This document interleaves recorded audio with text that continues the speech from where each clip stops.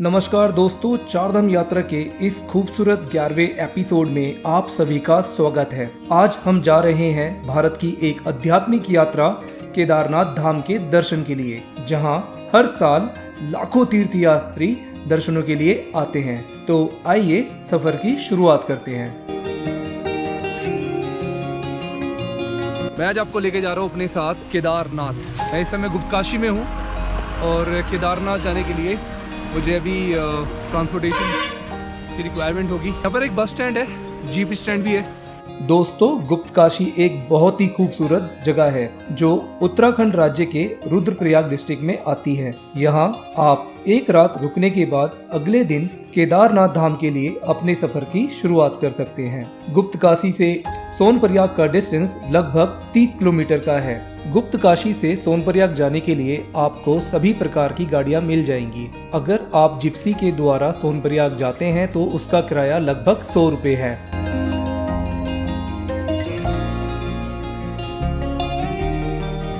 तो गाइस, मैं इस समय हूँ on the way to Sonprayag, और सोनप्रयाग जाने के बाद वहाँ से भी शायद मुझे कोई गाड़ी एक्सचेंज करनी पड़ेगी। तो ट्रैफिक में फंसे हुए हैं, यहाँ पर कोई एश्योरेंस नहीं कि ट्रैफिक कितनी देर तक रह सकता है। तो चलते हैं आगे। आधा रास्ता कवर हो गया है, आधा रास्ता और कवर करना रह गया है।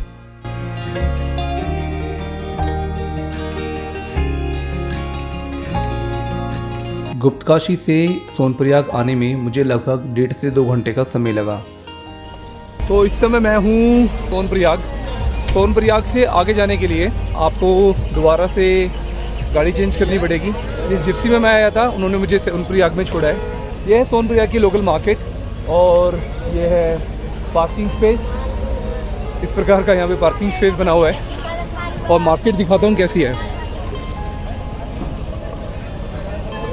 यहाँ से लगभग 5 किलोमीटर दूर है गौरीकुंड और 100 या 200 मीटर के डिस्टेंस पे है जिप्सी स्टैंड, जहाँ से मुझे सेकेंड टाइम गौरीकुंड के लिए जिप्सी लेनी है।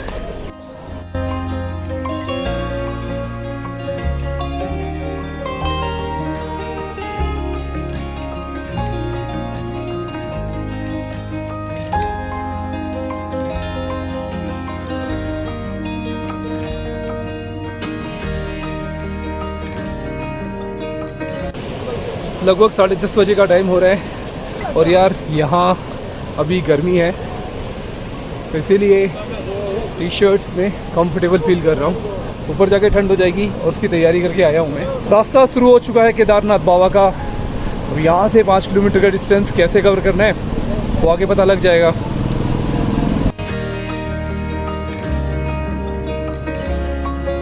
पैदल चलने वालों के लिए रास्ता ये है और गाड़ी चलाने वालों के लिए रास्ता ये है।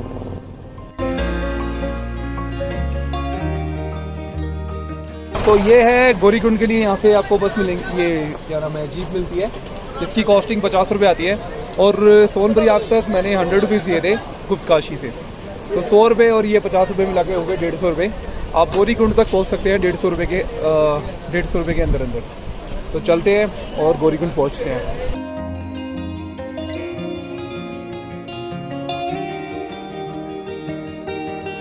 सोनप्रयाग टैक्सी स्टैंड से गौरीकुंड टैक्सी स्टैंड तक पहुंचने में मुझे लगभग 10 मिनट का समय लगा, लेकिन रास्ते में ट्रैफिक होने की वजह से मुझे बीच में ही उतरना पड़ा।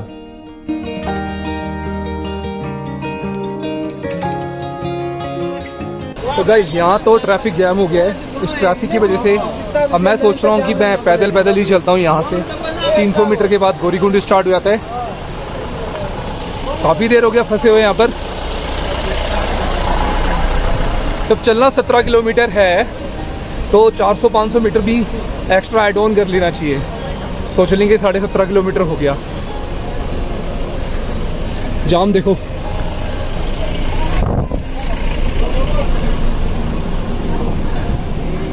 वो है रास्ता और वो है जाम। ओह माय गॉड,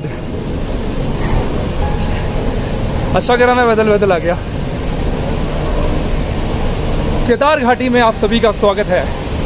ये पवित्र नदी आ रही है केदार घाटी से, केदारनाथ भगवान के एकदम पीछे है, वहाँ से। हर हर महादेव।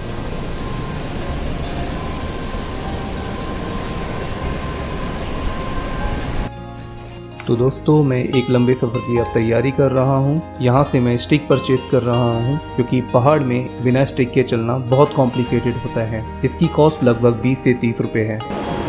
ट्रैफिक बहुत है यार, अगर मैं पीछे रह जाता ना अभी तो फिर रह ही जाता। तो गाइस मैं आपको बताना चाहूँगा, ये है नारियल जूस। लग तो दूध जैसे रहा है, ये देखो बनाने का प्रोसेस नहीं था। इससे मैं समझ रहा था दूध है, लेकिन इन्होंने नारियल जूस। मैं कैसा है देखता हूँ, टेस्ट करता हूँ। 50 रुपीज़ का गिलास है लेकिन टेस्टी है, मज़ा आ गया। तो ये वैरायटी नहीं मिली है मेरे को इस बार केदारनाथ में। ये जो जगह है इसको कहते हैं गौरीकुंड, और मेरे पीछे लिख रहा है सेक्टर ऑफिस गौरीकुंड। अब गौरीकुंड से यात्रा प्रारंभ हो गई है और चलते हैं अपने दर्शनों के लिए।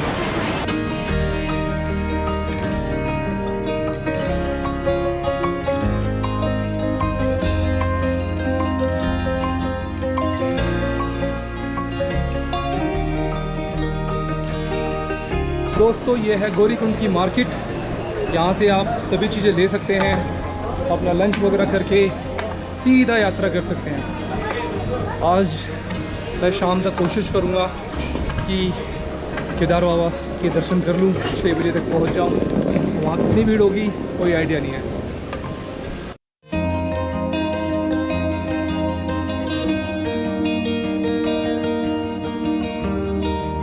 केदारनाथ की यात्रा से पहले लोग यहाँ स्नान करते हैं। दोस्तों ये है गौरीकुंड, यहाँ है गर्म पानी का स्रोत। स्नान करने के बाद आगे की यात्रा आप शुरू कर सकते हैं। यात्रा के दौरान जानवरों के साथ इंसानों द्वारा की गई क्रूरता मेरे दिल को ठेस पहुंचा रही थी। अगर आप सच्चे मन से यात्रा कर रहे हैं तो कभी भी इन जानवरों का सहारा नहीं लेना चाहेंगे। आपकी भक्ति में ही शक्ति दिखाई देगी, चाहे रास्ते कितने भी लंबे और दुर्लभ हो। आप उन्हें भक्ति के सहारे आसानी से पार कर सकते हैं। यह है यहाँ के घोड़े खच्चरों की हालत। यार बेचारे इन लोगों से कितना काम करवाया जाता है, इन जानवरों से। पता नहीं ये क्या और किस चीज़ की सज़ा पा रहे हैं। मालिक को भी इसकी चिंता नहीं है। लोगों से अपील करना चाहूँगा कि यार जो लोग चल नहीं सकते हैं, हेलीकॉप्टर, पालकी, जो भी पड़ता है वो लोग कृपया इसको ना ले यार, क्योंकि इन जानवरों के ऊपर सच में एक अत्याचार सा लग रहा है मुझे। क्योंकि इनके ऊपर चल रहे हैं हम लोग, हमें मालूम है ये वेट लेके चल रहे हैं।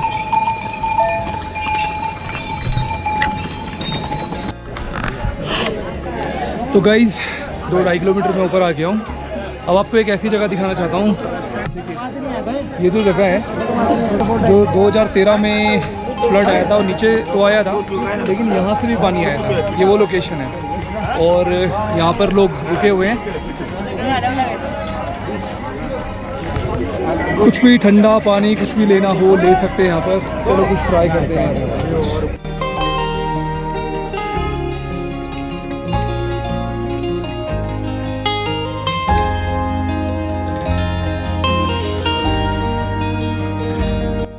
जय भैरव बाबा।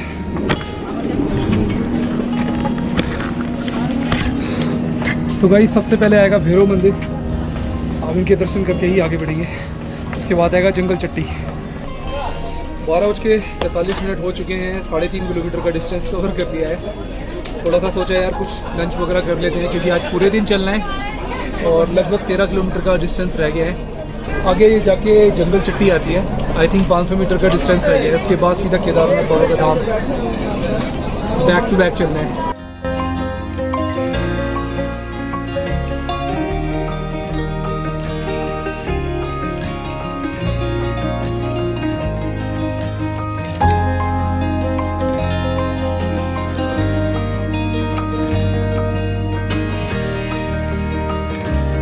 मैं पहुंच चुका हूं जंगल चट्टी।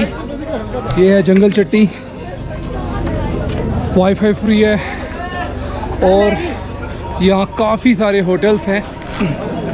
आई थिंक ये बेस्ट लोकेशन है लंच करने के लिए। ऑलमोस्ट 6 किलोमीटर के आसपास मैं आ गया हूँ और रास्ता यहीं से दिखाई दे रहा है, ज़बरदस्त है। ये देखो वो रहा। अभी कितना किलोमीटर होगा मुझे नहीं पता, लेकिन जो यहाँ से देखने वाला दृश्य है अद्भुत है यार। It's an amazing. ये हेलीकॉप्टर्स की जो सर्विस है, ये हेलीकॉप्टर्स भी सामने से दिखाई दे रहे हैं, लोग फटाफट पहुँच जाते हैं। और ये वादियाँ, और इस वादियों में है मेरे परमात्मा भोले बाबा का घर।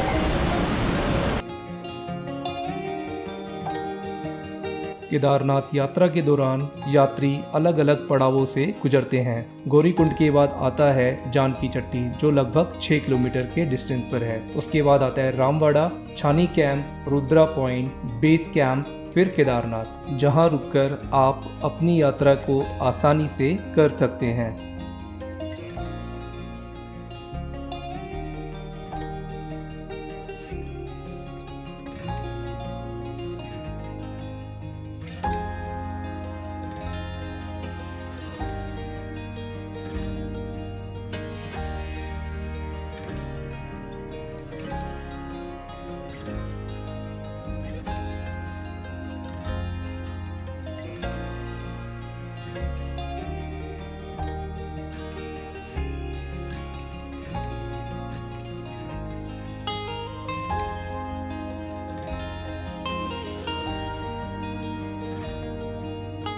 जैसे जैसे मैं आगे बढ़ रहा था, मौसम करवटें बदल रहा था।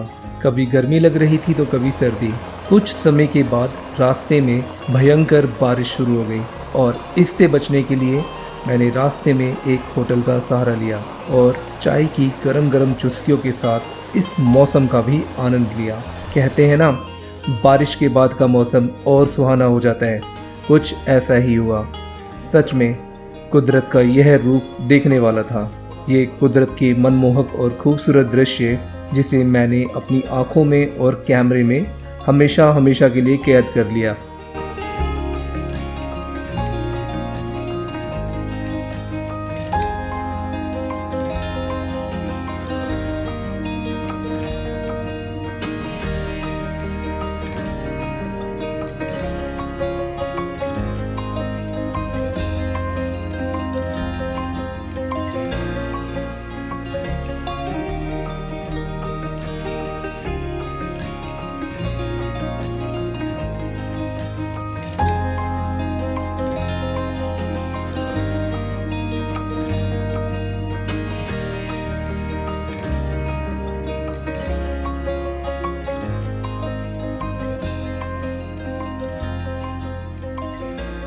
प्रकृति का ये नज़ारा वो यहीं आके देखने को मिलता है। जैसे हम भगवान के दर्शन करने के लिए यहाँ पर आए हैं, तो भगवान हमारे को यही दर्शन देंगे।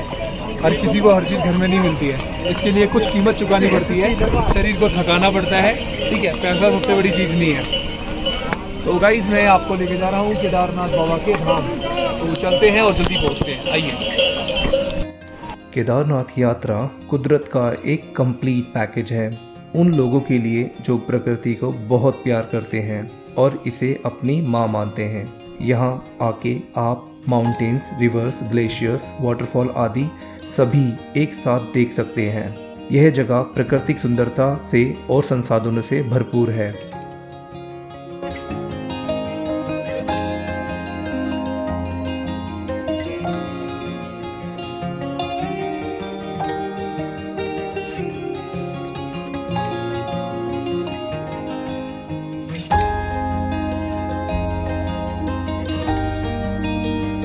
दोस्तों, आज 2 साल का मेरा इंतज़ार समाप्त हुआ। मैंने केदारनाथ धाम के दर्शन कर लिए हैं, जिसका मैं 2 सालों से इंतज़ार कर रहा था, और आज शाम की आरती भी अटेंड कर ली है। तो मिलते हैं कल के दूसरे एपिसोड में केदारनाथ पार्ट 2 में, जहां हम सुबह का नज़ारा देखेंगे और भगवान शिव की पूजा करेंगे। इस मंदिर में जाकर मैं पहली बार भोले बाबा के दर्शन करूंगा। अगर आपको मेरी ये वीडियो पसंद आई है तो कृपया कमेंट बॉक्स में लिखकर बताएं कि आपको इस वीडियो का कौन सा पार्ट सबसे अच्छा लगा। अभी तक के लिए धन्यवाद।